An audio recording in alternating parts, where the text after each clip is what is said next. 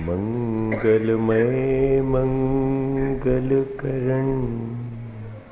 वीतराग विज्ञान नमो ताहि जाते भये अरहंतादि महा जो विद्यादि सागर सुधी जो विद्यादि सागर सुधी गुरु हैं हितैषी शुद्धात्म में निरत नित्य हितोपदेशी वे पाप ग्रीष्म ऋतु में जल हैं सयाने पूजूं उन्हें सतत केवल ज्ञान पाने पूजूं उन्हें सतत केवल ज्ञान पाने। बोले महावीर भगवान की, आचार्य कुंद कुंद स्वामी की, आचार्य गुरुवर विद्यासागर मुनि महाराज की।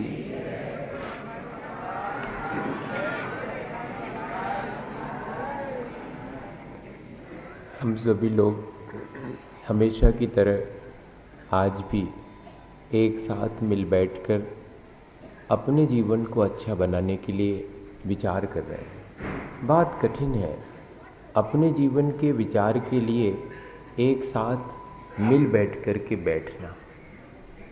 धर्म के कार्य अपन मिल बैठकर बहुत कम करते हैं, पाप के कार्य झगड़ा इत्यादि हो तो बहुत जल्दी और इकट्ठे हो जाएंगे। लेकिन धर्म ध्यान में बहुत सौभाग्य, बहुत पुण्य चाहिए जब अपन एक साथ मिल बैठकर एक ही बात पर विचार करें कि हमारे अपने जीवन को जो शेष रहा है उसे हम कैसे अच्छा बनाएं। हम लोगों ने यहाँ पर बहुत सारे संबंध बनाए। अगर हम अपने संबंधों को ठीक ठीक देखें और उन्हें संभालें तो शायद हम अपने आप को संभाल सकते हैं। व्यक्ति जैसे संबंध रखता है उसका व्यक्तित्व वैसा ही बनता है, या जैसे व्यक्तित्व वाला व्यक्ति होता है वैसे ही लोगों से संबंध बनाता है। बहुत सीधी सी चीज। तो हम अपने आप को देखने की अपेक्षा अपने संबंधों को अगर गौर से देखें तो हम अपने आप को अच्छा या बुरा दोनों तरह से कैसे हैं हम ये जान सकते हैं। अपने आप को बुरा तो कोई नहीं कहता, सब अपने आप को अच्छा कहते हैं, लेकिन हमारे संबंध कैसे हैं उससे मालूम पड़ेगा कि हम अच्छे हैं या बुरे हैं।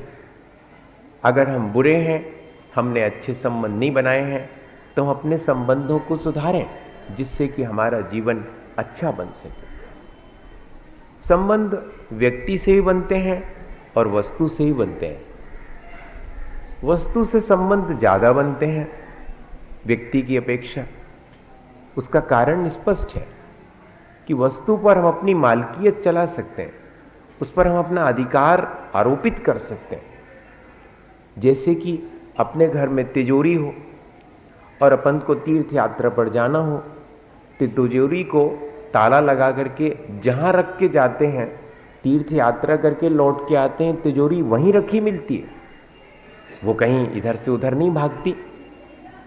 हम जैसा उसके साथ अपना व्यवहार करना चाहें वैसा कर सकते हैं। वो हमारी सब बात मानो मानती है, हमें वैसा ही संबंध अच्छा लगता है जिसमें कि जिसके प्रति हमारा संबंध है उस पर हम अपना अधिकार आरोपित कर सकें। चीजों पर बहुत आसान होता है। रुपए पैसे अपने पॉकेट में पड़े हों, वो पड़े रहें, हम उनको दूसरे को दे दें, सामान खरीद लें तो कुछ नहीं कहते वो। हमारे पास अगर कार है और फिर वो पुरानी हो गई, अच्छी नहीं लगती, हम दूसरी खरीद लें, उस वाली कार की नीलामी कर दें। हम रिप्लेस कर सकते हैं चीजों को, हम चीजों पर अपनी ऑनरशिप बता सकते हैं कि ये चीजें हमारी हैं। जो चीज पसंद नहीं आए उसको बदल करके दूसरी ले सकते हैं, लेकिन व्यक्ति के साथ ऐसा नहीं किया जा सकता। अपने बेटे को एक जगह बिठाल के जाओ कि जब तक हमने लौटे तहीं बैठी मिलियो, बोने में ले बैठ, जब लौट के यहां हो तब। वस्तु तो मिल सकती है, व्यक्ति नहीं मिल सकता। ठीक इसी तरह हमें घर का कोई व्यक्ति पसंद नहीं आता तो हम उसको रिप्लेस करके और दूसरा नहीं ला सकते। वो मर्सी अपील कर सकता है, वो दया की भीख मांग सकता है, वो अपनी शिकायत भी दर्ज कर सकता है। इसलिए हमने ज्यादा से ज्यादा संबंध वस्तुओं से बनाए हैं, व्यक्ति से संबंध बहुत कम हो गए। अब एक कमरे में 100 चीजें और एक व्यक्ति रह सकता है, लेकिन एक आध दो चीजें और 2 लोग एक साथ रहना बहुत मुश्किल है। वहां एक दूसरे का ईगो हर्ट करता है, एक दूसरे की कशाय टकराती है, राग द्वेष होना शुरू हो जाता है। हमने संबंध चीजों से ज्यादा बनाए हैं व्यक्ति की अपेक्षा। पहले लोग कैसे थे? वो चीजों की अपेक्षा जीवों से, मनुष्यों से, पशुओं से संबंध ज्यादा बनाते थे। घर में एक कार नहीं होती थी, लेकिन हाथी जरूर होता था सवारी के लिए। जड़ पदार्थ नहीं होंगे, चेतन पदार्थ होंगे।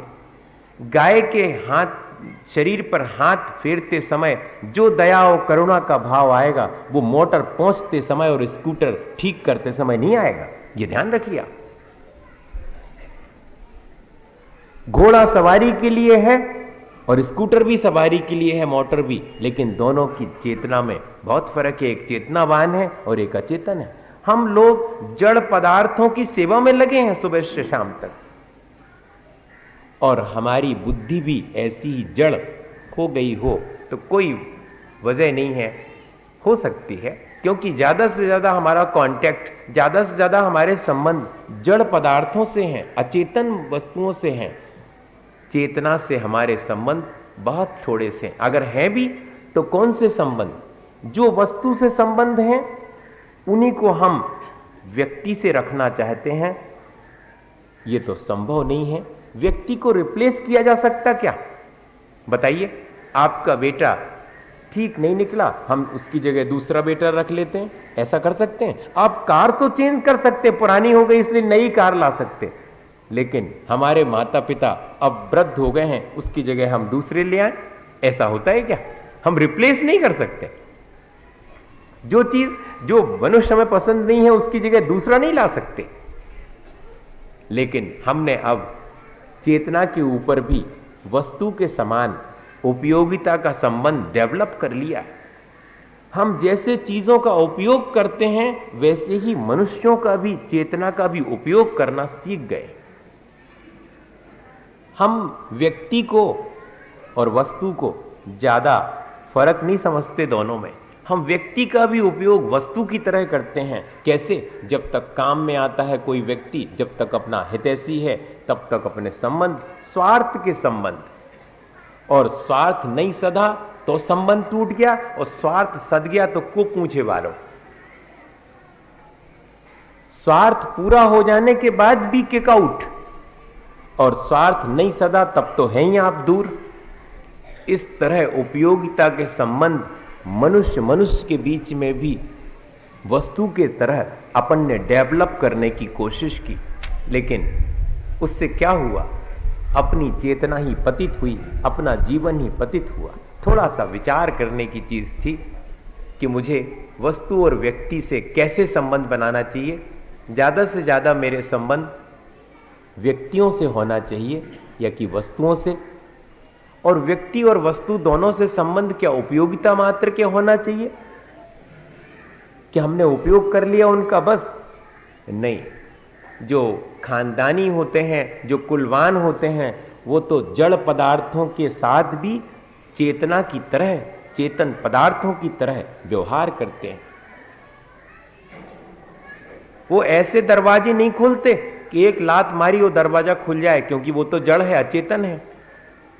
वो उसको भी चेतन की तरह सम्मान देकर के ढंग से खोलेंगे। हॉस्टल में तो ऐसे ही करते हैं बच्चे, उनको तो अपन यही सिखाते हैं कि तुम्हारी संपत्ति थोड़ी है, ये तो मंदिर की है, सो चाहे जैसी मिटाओ बनाओ। ये तो फिर भी ठीक है कि अपने जैन हॉस्टल है, लेकिन और दूसरे जो कॉलेजेस में हॉस्टल होते हैं उनमें स्टूडेंट्स क्या करते हैं? उनमें दरवाजे में लात मार के ही खोले जाते हैं। आप देख लो, ऐसा ही व्यवहार होता है वस्तुओं के साथ। अपन सबका भी, अपन वस्तुओं को महत्व नहीं देते हैं, उनके साथ भी अपन ऐसे संबंध नहीं बनाते जैसे व्यक्ति के साथ अपन सावधानी पूर्वक संबंध बनाते हैं। लेकिन जो व्यक्ति खानदानी या कुलवान होता है वो वस्तु से भी इस तरह व्यवहार करेगा जैसे कि मनुष्य और चेतना के साथ व्यवहार कर रहा हो। अब तो चेतना के साथ भी लोग वस्तु जैसा व्यवहार कर रहे हैं, तो वस्तु के साथ तो वस्तु जैसा करेंगे। अपने को अगर संबंध चेतना के साथ बनाना है तो कितने तरह के संबंध हैं, हो सकते हैं, इस पर थोड़ा सा विचार करें। अपन घृणा, द्वेष और ईर्ष्या के भी संबंध बनाते हैं व्यक्ति के साथ, और अधिक से अधिक वही बनाते हैं, घृणा के, ईर्ष्या के, द्वेष के। देखो, कंस महाराज थे, उनने भी अपनी बहन से संबंध था उनका, वैवर्त उनकी बहन थी, लेकिन बहन के हर पुत्र को उन्होंने अपने हाथ से मारने की कोशिश की थी। नहीं मार पाए थे, ये बात अलग है, लेकिन उन्होंने पूरी कोशिश की कि मैं अपनी ही बहन के सारे पुत्रों को मारूं, क्योंकि उनमें से कोई पुत्र मुझे मार देगा, ऐसी भविष्यवाणी हुई है। तो वो मुझे ना मार पाए, अपनी सुरक्षा के लिए, अपने थोड़े से स्वार्थ के पीछे उन्होंने अपनी ही बहन के साथ कैसा संबंध निर्मित किया? घृणा का और द्वेष का। बताइए। इसी तरह कुणिक राजा ने अपने पिता सैनिक के साथ कैसा संबंध बनाया? पिता होते हुए भी उन्हें सुख और शांति से जीने तक नहीं दिया, बल्कि पीड़ा के साथ उनको अपना मरण करना पड़ा। जीना तो पीड़ा में ही पड़ा। अपन सब जानते हैं कुणिक महाराज ने कैसा व्यवहार किया अपने पिता के साथ, कैसा संबंध वैवर्त उनको मिला था प्रेम का, लेकिन उन्होंने उसको बदल करके घृणा, द्वेष और ईर्ष्या का संबंध बना लिया। ऐसे ही तो अपन करते हैं घर गृहस्थी में, है तो ब्लड रिलेशन, लेकिन व्यवहार जरा देखें, या तो स्वार्थ के संबंध हैं घर के लोगों से, और या फिर द्वेष के, ईर्ष्या के संबंध हैं।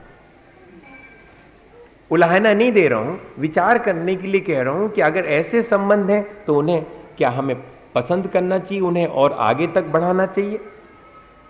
नहीं, हमें घृणा और द्वेष के संबंध किसी से भी नहीं बनाना चाहिए। हमें मौका भी नहीं देना चाहिए दूसरे को कि वो हमसे ईर्ष्या और घृणा और द्वेष के संबंध बनाए। हम अपना जीवन ऐसा बनाएं जिससे कि कोई हमारे साथ घृणा ना करे, ईर्ष्या ना करे, द्वेष ना करे। हम भी अपने जीवन को ऐसा बनाएं जिससे कि दूसरे के साथ घृणा, द्वेष और ईर्ष्या का भाव उत्पन्न ना हो। यही तो अच्छा जीवन है। लेकिन हमने संबंध अपने बिगाड़ लिए। कहां संबंध प्रेम के, सत्कार के, परोपकार के और करुणा के होना चाहिए थे, उनकी जगह पर अपन ने राग द्वेष के संबंध, इसमें से भी राग के संबंध भी स्वार्थपूर्ण संबंध हो गए, और द्वेष के संबंध तो हैं जो दूसरे का अहित करने वाले हैं। हमें बनाना चाहिए तो प्रेम के, सत्कार के, परोपकार के, करुणा के संबंध जितने ज्यादा जिस व्यक्ति ने बनाए हैं, उस व्यक्ति का व्यक्तित्व उतना ही ऊंचा होगा। तब तो उसने ऐसे संबंध बनाए, और उससे भी लोगों ने घृणा का संबंध न बना के प्रेम का संबंध बनाया है, द्वेष का संबंध न बना के उपकार करने का संबंध बनाया है। तो उस व्यक्ति की अपनी योग्यता होगी, उस व्यक्ति ने अपने व्यक्तित्व को इतना ऊंचा उठाया होगा, ये अपन थोड़ा सा विचार करें।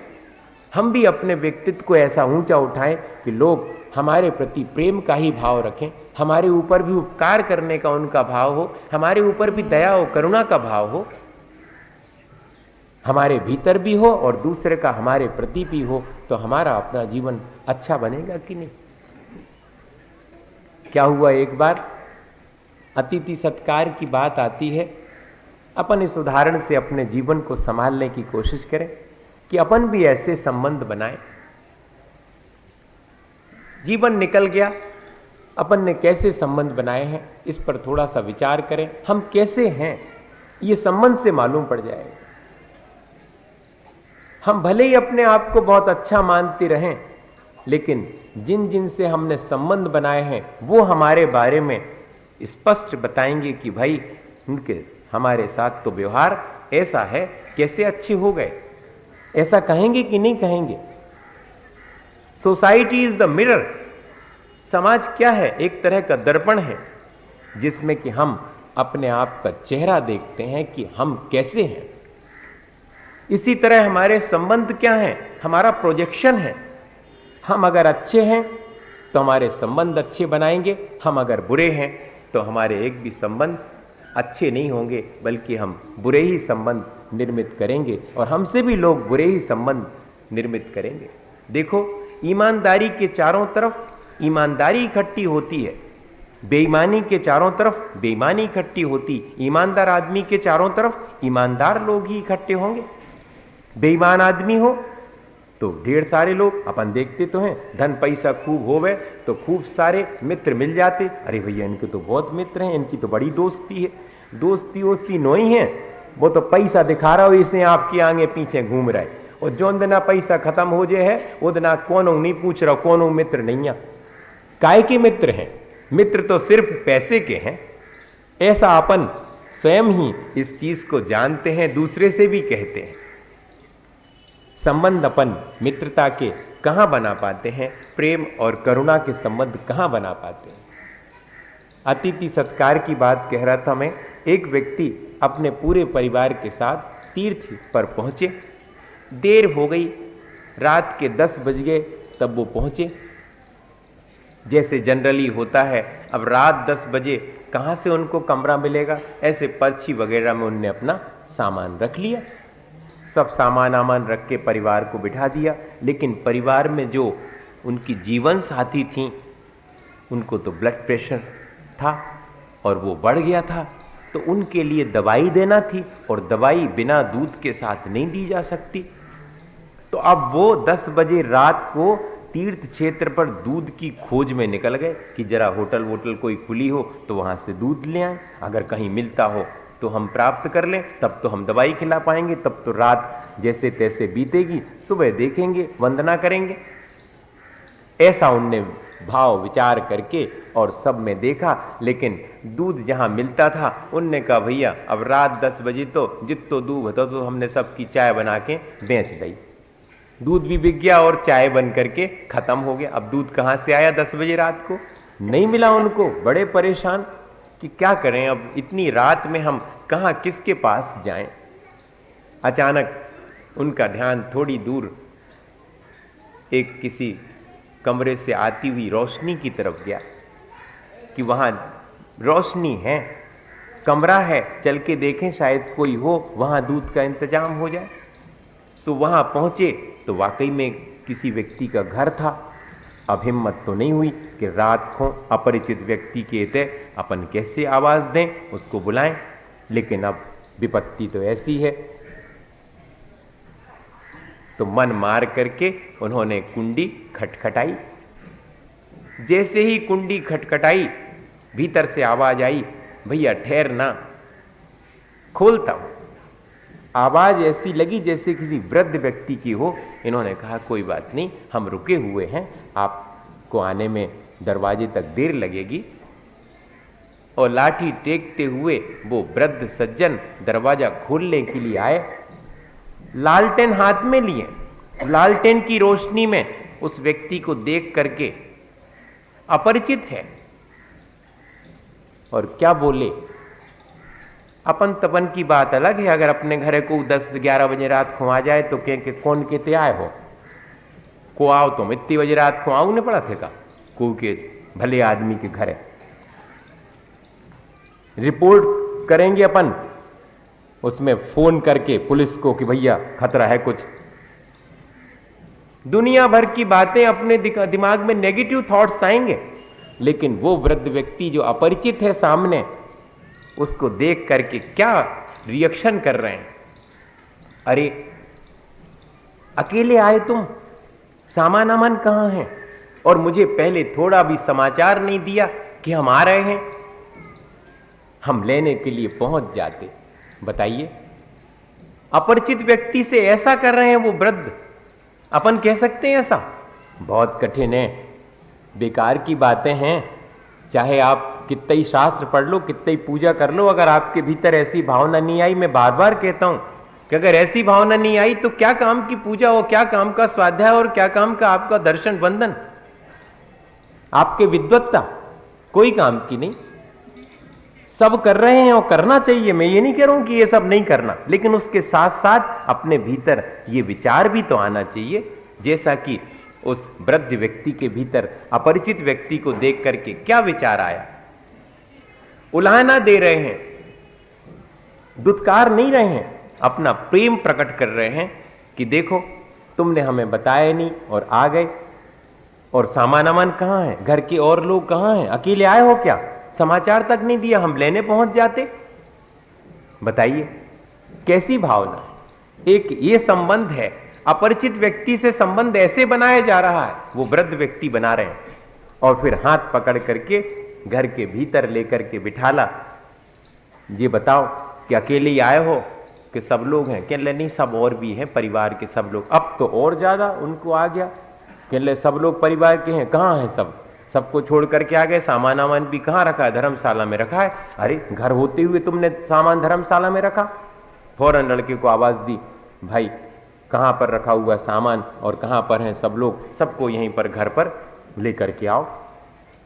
अब वो व्यक्ति भूल ही गए कि मैं तो दूध लेने आया था और इतना सेवा सत्कार हो रहा है, और फिर उनके मुंह से इतना सब सुनने के बाद निकला कि बाबा जी मैं तो बहुत अपरिचित हूं, यहां इस क्षेत्र पर, तीर्थ क्षेत्र पर आया हूं, मैं तो अपनी जीवन साथी का स्वास्थ्य ठीक नहीं होने से उन्हें एक टैबलेट देने के लिए दूध की खोज कर रहा था, थोड़ा सा मुझे आप दूध उपलब्ध हो जाए तो बहुत अच्छा है। अरे सबको यहीं पर बुला लो, दूध की क्या आवश्यकता है, एक व्यक्ति के लिए, सब लोग यहां आकर के भोजन करो, दूध पियो, जैसा भी जो भी है सब कुछ करो। इतना उनके भीतर प्रेम का भाव, दया का भाव, करुणा का भाव। उन्होंने फौरन आदेश दे दिया घर में कि दूध गर्म करके लेके आओ, पहले तो इनको पिलाओ और सब लोग को लेके आओ यहीं पर, और यहीं पर पिएंगे सब लोग, दवाई खाएगी बेटी मेरी। बहू को बोल रहे हैं कि मेरी बेटी को यहीं पर वो आपके दूध पिएगी, दवाई खाएगी। अब वो व्यक्ति दंग है कि मैं तो अपरिचित हूं, इन वृद्ध को जानते ही नहीं हूं, अपन और होते तो कहते कि देखो तो कैसो रिश्तो निकाल रहे, न जानत न पहचानत, ऐसा उलाहना देते अपन। लेकिन उनके भाव तो देखो आप, वो व्यक्ति मन ही मन सोच रहा है कि अद्भुत है, और बहुत आरजू मिन्नत करके कि अब देखो धर्मशाला में रुक गए हैं, सामान सब धल्ला हो, रात को कहां भागे, हम आपके यहां पर आ जाएंगे। तो उन्होंने, उस वृद्ध व्यक्ति ने इस शर्त पर उन्हें दूध दे करके अपने लड़के के साथ भेजा कि पहले कह के जाओ कि सवेरे को नाश्ता इतना आन के कर हो। अब बताओ, एक संबंध ये है, उस व्यक्ति ने अपने संस्मरण में लिखा, आस्था नाम का नई दुनिया में आता हमेशा शनिवार के दिन, उसमें ये सत्य घटना है। ऐसा नहीं मानना कि कहीं से मैं बहुत पुरानी सुना रहा हूं, अभी अभी अभी अपने वर्तमान के समय की घटना है, उसमें छपी थी। और लास्ट में उन्होंने लिखा कि मैंने बहुत तीर्थ वंदनाएं करी, बहुत भगवान के दर्शन करे, लेकिन मैंने ऐसी तीर्थ वंदना कभी नहीं की, मेरा तो तीर्थ वंदना करना सार्थक हो गया। अगर ऐसे भाव हम सबके भीतर आ जाएं तो ही हमारा सब कुछ जो हम धर्म ध्यान करते हैं वो सब सार्थक हो जाएगा। अपन को किया जाने वाले धर्म ध्यान को सार्थक करना चाहिए। ऐसे भाव और ऐसे प्रेम और ऐसे परोपकार के, करुणा के भाव अपने भीतर ला करके। वर्णी जी का उदाहरण आता है, गणेश प्रसाद जी वर्णी। 13 किलोमीटर है दलपतपुर से नैनागिर। बहुत पुरानी बात है, अब तो मोटरें चलने लगी, रोड बन गई। पहले तो बैलगाड़ी से धूल के रास्ते में जाते थे, बंदनाखुन जाते थे तो दलपतपुर से तांगा किया वर्णी जी ने, और एक अकेले तांगा में बैठ के, भैया हमें नैनागिर जाऊं ने उते भेज दो। तांगे वाले ने कहा ठीक। उसने पैसे ठहरा लिए। वर्णी जी ने कहा हम देंगे, पूरे तांगे के पैसे देंगे, हमें ले चलो, क्योंकि और कोई सवारी नहीं थी। तांगे वाले ने कहा कि एक अकेली सवारी के लिए हम पूरा तांगा लेके जाएं तो तांगे का पूरा पैसा आपको देना पड़ेगा। वर्णी जी ने कहा ठीक है देंगे, तीर्थ यात्रा करना है तो देंगे। अब चले भैया, थोड़ी दूर चले और वहां पर रास्ते में बराते गड्ढा पड़ता है, तो वहीं पर रास्ते में कहीं पर लोग खड़े हुए दिख गए, 4-5 सवारी। अब वो हाथ दे रही थी तांगे वाले को कि हमें भी नैनागिर ले चलो। तांगा तो खाली है, एक अकेले हैं। अब वो तांगे वाला संकोच में कि मैंने पूरा पैसा तो तांगे का वर्णी जी से ले लिया, अब इन सवारियों को कैसे बिठाऊं। लेकिन वर्णी जी के मन में प्रेम का भाव, परोपकार का भाव भरा हुआ था। तांगे वाले से बोले भाई संकोच मत करो, पैसा तो पूरा तुम्हारा तांगे का मैं दूंगा, इन सबको फ्री में तुम मेरे कहने से बिठा लो। सबको बिठा लिया, तांगे वाले को क्या। इस बीच में क्या घटना हुई? ये घटना हुई कि लगा वर्णी जी को कि बहुत देर लग जाएगी धीरे धीरे तांगे में क्षेत्र तक 13 किलोमीटर पहुंचने में, तब तक तो अंधेरा हो जाए। जोन चिरौंजा बाई ने 4 पेड़ा रख दे थी मावा के, सुबी अपनी तांगा में खाले में पानी उते पी ले हैं। ग्रस्त अवस्था की बात है, नहीं तो तुम लगा लो कि छुल्लक जी हती वो तांगा में खाला उन्हें। हाँ नहीं तो अब भाई चर्चा को विषय बना लो आप। कई जने तो यही कह देंगे अब भी। अपन को ये खुरापात बहुत सूझती है इस तरह की, मैंने उसमें से नेगेटिव निकालेंगे कि कुछ चीज गलत मिल जाए उसमें, सही है ये नहीं देखेंगे। अब क्या हुआ कि वर्णी जी ने वे 4 पीड़ा निकाल के खाने के लिए विचार किया। अकेले तो थे और तांगे वाला था। कहने लगे देखो हमें रखी भाई जी ने 4 पीड़ा, लेकिन हम अकेले अकेले 4 पीड़े खा लें तो ठीक नहीं है। तांगे वाला भी तो 13 किलोमीटर तक जाते जाते उसको भी देर हो जाएगी, वो भी भूखा है। तो 2 पेड़े तांगे वाले को दे दिए और 2 खुद खा लिए। इस तरह का भाव अपन विचार करो, ऐसा अपन करते हैं। हमने पैसा तो दे हैं, अब काय को और कछु देवे हम। तुम तो हमने पैसा दे सुलवा चलो, हमें अपने नौकर से नौकरी करवा करके उसको 1 जून का भोजन भी अपने पास अतिरिक्त नाली में फेंकने लायक होगा, फेंक देंगे, कुत्ते को डाल देंगे, लेकिन उसको नहीं जमाएंगे, क्योंकि उसको तो बंधी हुई 1 महीने की पगार हम देते हैं, वेतन देते हैं, सो देंगे। अब बाकी सब चीजें क्या आवश्यकता। फिर भाव बढ़ जाते उनकी, जकेन लगत अपन कि नहीं अपन 1 आध बेर दे हैं, सो फिर भाव बढ़ जाए, फिर बीर मांगन लगे। अपने भीतर असल में दया का भाव है नहीं, सीधा सीधा, बाकी तो सब बहानेबाजी है। जब 4 लोगों को और बिठा लिया और तांगा चलने लगा, ये घटना तो हो चुकी थी वर्णी जी की और तांगे वाले की। वो 4 लोग जो बैठे उसमें, उनको धूल की परेशानी हो रही थी, तो तांगे वाले से उन्होंने 2-3 बार कहा, उनमें से हर व्यक्ति ने थोड़े तेज तांगा चलाओ तो कम से कम अपन जल्दी पहुंच जाएंगे, ये धूल भरा एरिया है, इसमें धूल बहुत उड़ती है। पर तांगे वाला तो अपनी चाल से उस जीव के प्रति दया रख करके कि घोड़ा खींचने वाला भी तो जीव है, मार पीट करके उसको क्यों मैं तेज ले जाऊं, अपनी चाल से जितने में उसको ठीक लगता है बोझा ले जाना उसको आसान है, वैसे ही ले जाऊंगा। उसके भीतर भी दया का भाव था।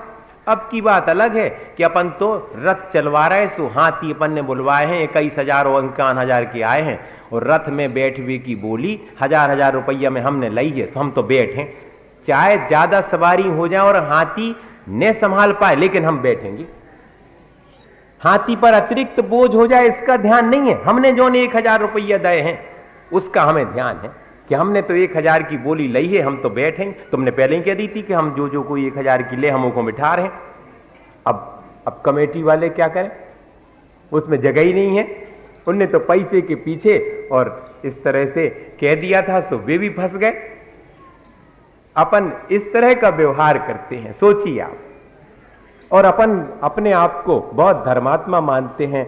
अपन थोड़ा सा विचार करें, क्या इस तरह से धर्म ने हमें सिखाया? अब वो तांगे वाले ने तांगा तेज नहीं किया और अचानक ही बहुत धूल का एरिया आ गया, सो तांगे वाले ने बाजू वाले रास्ते से तांगा मोड़ा और थोड़ा तेज कर दिया कि जल्दी से वो पार हो जाए। तो इस बात को देख करके अब चारों लोग जिनको फ्री में बिठाया था तांगे में है और उनके लिए तुम तेज चला सकते हो और हम कह रहे थे सो नहीं चला रहे। अब उनके मन में ये भाव आ गया, बैठे हुए लोगों के मन में।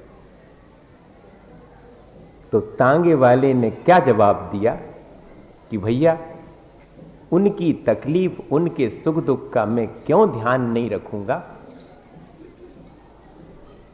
उन्होंने पैसा भी दिया है और साथ में प्रेम से 2 पेड़े भी दिए। तुमने तो उन्हें पैसा दो, उन्हें पेड़ा दे। तुम्हारी का माने बात जी बताओ। तुम पैसा भी दे देते तब भी मैं बात मानने तैयार नहीं होता, लेकिन जो प्रेम और मेरे सुख दुख का उनने ध्यान रखा है, जो मेरे प्रति दया और करुणा का भाव रखा है, उसका फर्ज बनता है कि उनकी तकलीफ से मैं उन्हें बचाऊं। और इसीलिए मैं तांगे को जल्दी से दौड़ा कर धूल भरे एरिया में से निकाल रहा हूं। ये जवाब था। जैसा हम संबंध निर्मित करते हैं वैसे ही हमारे साथ भी संबंध निर्मित होते चले जाते हैं। अपन दूसरे से द्वेष का संबंध निर्मित करें, वो भी अपने साथ द्वेष का संबंध बनाएगा, वो भी अपनी भजा लेगा जब मौका मिलेगा उसको, और कुछ नहीं। लेकिन थोड़ा सा विचार करना चाहिए, गौर से जाकर के घरे बैठ के देखियो, लिस्ट बनाइयो अपनी कि किन किन से संबंध कौन कौन से हैं अपने। ईर्ष्या के संबंध, द्वेष के संबंध ढेर निकलेंगे, लेकिन प्रेम का, दया का और करुणा का संबंध अपने जीवन में बहुत कम निकलेगा। श्रद्धा और भक्ति का संबंध भी एक संबंध है जो अपन ने भगवान से बना के रखा हुआ है, लेकिन श्रद्धा और भक्ति का संबंध भी धीरे धीरे अब स्वार्थ में परिवर्तित होता जा रहा है। जहां अपनी श्रद्धा और भक्ति व्यक्त करनी थी, जिस व्यक्ति के प्रति श्रद्धा और भक्ति व्यक्त करनी थी, उनसे भी अब अपना स्वार्थ अगर सदता है तो अपनी श्रद्धा है, और स्वार्थ नहीं सदो तो का काम के महाराज जी हो, का काम के मंदिर हो, का काम के शास्त्र। कछु नहीं है। हम गए थे सो हमसे बात तक नहीं करी और सब जनों से बोल रहे थे खूब। अब ले जी, अपन फौरन डिसीजन ले लेंगे। अपन के अपने मन में श्रद्धा थी, लेकिन कहां चली गई श्रद्धा? अपने स्वार्थ की वजह से। श्रद्धा बेशर्त और बेतर्क होती है, उसमें कोई तर्क नहीं दिया जाता, उसमें कोई शर्त नहीं होती कि ऐसा ऐसा करोगे तो हमारी श्रद्धा रहेगी, नहीं तो हमारी श्रद्धा नहीं है। आपके भीतर गुणवत्ता है तो हमारे मन में आपके प्रति श्रद्धा और भक्ति का भाव है। ऐसे भगवान के प्रति, सच्चे देव गुरु शास्त्र के प्रति अपन संबंध श्रद्धा और भक्ति के जो अपन ने बनाए हैं वो बना करके रखें और देखें कि हमने जो संबंध बनाए हैं उनमें हम कहाँ कहाँ कमजोर हैं, अर्थात हमने घृणा के और द्वेष के संबंध बनाए हैं तो उनको कम करें और उनको कन्वर्ट करें प्रेम में, दया में और करुणा में। एक छोटी सी और मैं घटना सुनाता हूँ बापू के जीवन की। प्रार्थना की है, वो प्रार्थना करते थे रोज उनके आश्रम में, सब लोग बैठ करके सुबह की प्रार्थना होती थी, भगवान की प्रार्थना। श्रद्धा और भक्ति का संबंध था तो सब लोग आश्रमवासी सब बापू के साथ बैठकर प्रार्थना करते थे। शाम के समय भी प्रार्थना करते थे। तो शाम की प्रार्थना के समय जब शुरू होने वाली थी, भगवान की प्रार्थना है लेकिन बापू ने शुरू नहीं की, सबको आ जाने दो। अरे अभी और रास्ता देखते रहे सब लोग, बापू ने फिर भी नहीं की शुरू। कह ले बापू अब तो सब आ गए। कह ले नहीं, अभी वो जो एक किसान जो कि कुष्ठ रोग से पीड़ित है वो तो अभी आया ही नहीं। असल में वो धीरे धीरे चल करके आ रहा था, उसे पहुंचने में देर लग रही थी। पर बापू भगवान की श्रद्धा और भक्ति होते हुए भी अपनी भावना अभी भगवान की भक्ति में व्यक्त नहीं कर रहे थे, उसका इंतजार कर रहे थे। जब वो धीरे धीरे चल करके सभा में आ गया तो बापू ने कहा कि ठीक है, अब अपन प्रार्थना करते हैं।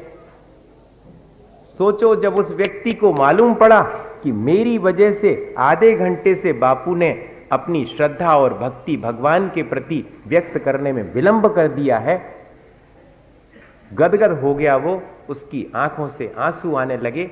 उसने जो अपनी श्रद्धा और भक्ति बापू के प्रति और भगवान के प्रति व्यक्त की, वो अपन की रोज रोज की जाने वाली श्रद्धा और भक्ति से भी ऊंची है। बताइए, ऐसे भाव से भर करके और भगवान की प्रति अपनी श्रद्धा और भक्ति अपन कहां व्यक्त करते हैं? अपन तो फॉर्मेलिटी करते हैं, गुड मॉर्निंग गुड मॉर्निंग, बहुत सारे भगवान हैं, अब कहां सबको एक एक को अच्छे से नमोस्तु कर पाए। सो सबसे गुड मॉर्निंग करते हुए दर्शन को अपन गुड मॉर्निंग कह लें, अगर ऐसे तो करते हैं अपन, चित्त से दर्शन करते हैं, उनके स्वरूप का विचार करते हैं, अनंत अवस्था का। 3 बार मन शुद्धि, वचन शुद्धि, काय शुद्धि जैसे बोली जाती है, ऐसे ही मन से, वचन से और शरीर से 3 प्रणाम एक वेदी पर निवेदित करने का षटखंड आगम धवला जी में वीरसेन स्वामी ने लिखा। अपन करते हैं? कोई नहीं करता, बस अकेले हाथ जोड़े और आगे बढ़ गए। उतने पढ़े पंचांग नमस्कार। मुनि महाराज जी रास्ता में जा रहे होंगे तो उनको नीचे झुक के, महाराज जी नमोस्तु, देख लो हमें, हम सोई आए। हाँ भैया देखे ले आपको ये भाव और कुछ नहीं। अपनी श्रद्धा और भक्ति में कितनी अभी कमी है। अपन को अपने श्रद्धा और भक्ति के संबंधों को भी सुधारना चाहिए, और अगर अपने घृणा और द्वेष के संबंध बन गए हैं तो उनको परिमार्जित करके उनको करुणा और प्रेम के संबंध और उपकार के संबंध बनाना चाहिए। अपने जीवन को अच्छा बनाने के लिए यह बहुत ज़रूरी है। अपन सब इसी भावना के साथ कि हमारे जीवन में भी इस तरह के भाव आवें और हमारे संबंध भी हम सुधारें और अपने जीवन को अच्छा बनाएं, इसी भावना के साथ बोलिए आचार्य गुरुवर विद्यासागर मुनि महाराज। हे गुरुवर शाश्वत सुख दर्शक, यह नग्न स्वरूप तुम्हारा है, जग की नश्वरता